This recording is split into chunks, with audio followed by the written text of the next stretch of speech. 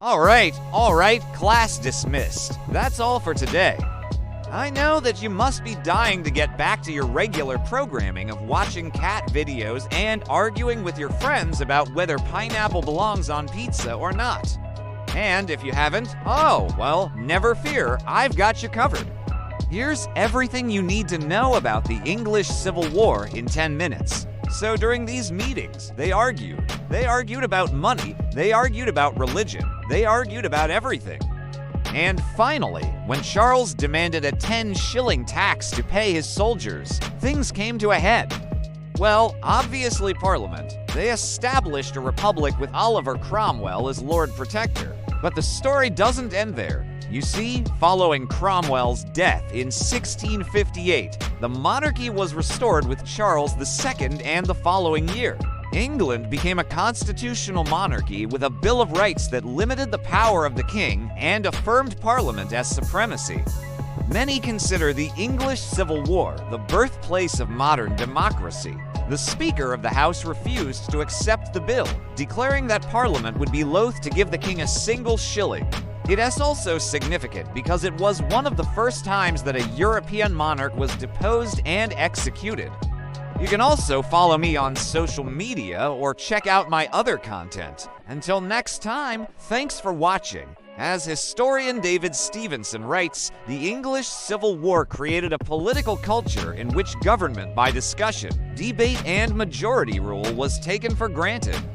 The idea that the people should have a say in who governs them is now commonplace. But that wasn't always the case, and so, with negotiations failing, Charles decided to take action.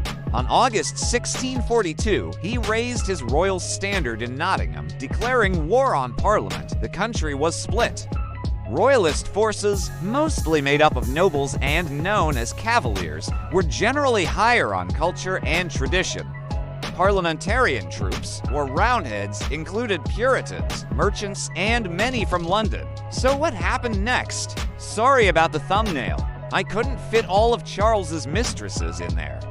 The first battle was at Edge Hill in October 1642. It was a mess.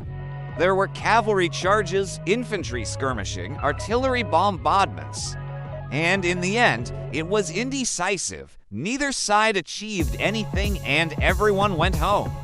For the next few years, it was much of the same.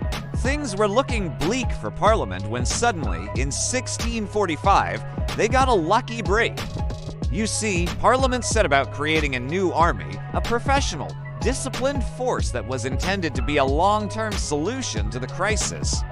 This was the new model army. They placed Sir Thomas Fairfax in command with Oliver Cromwell as his deputy. And boy, did they make an impact. At the Battle of Naseby in June 1645, the new model army crushed the Royalists. Charles fled north, hoping to find allies in Scotland. But the Scots handed him over to Parliament in 1647. Even in defeat, however, Charles refused to compromise. Secretly, he negotiated with the Scots, sparking the Anglo-Scottish War. Parliament had had enough. In January 1648, they put the king on trial for treason. Charles was found guilty and sentenced to death. On January 30th, 1649, he was executed.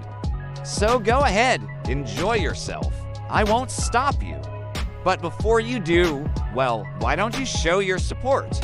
It's free, it helps me out, and it means a lot.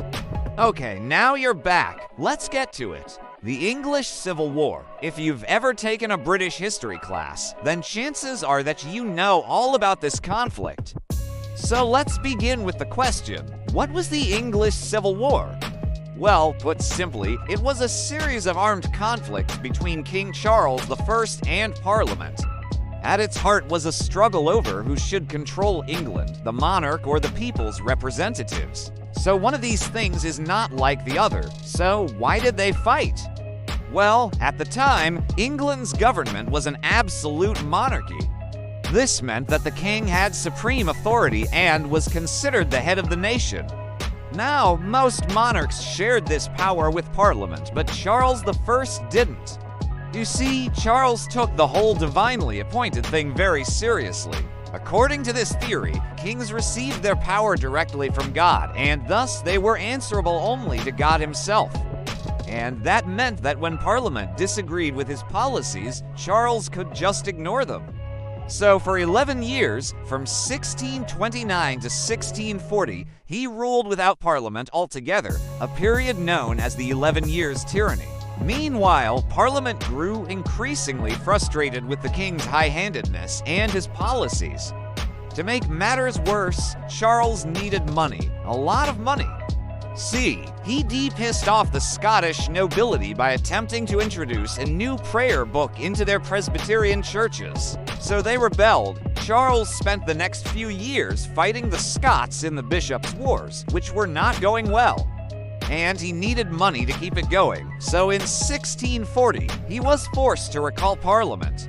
But the situation was still tense. Remember, Charles hadn't spoken to Parliament for 11 years, and they weren't exactly chummy. Well, both sides raised armies and started marching across the countryside. So after all that, who won?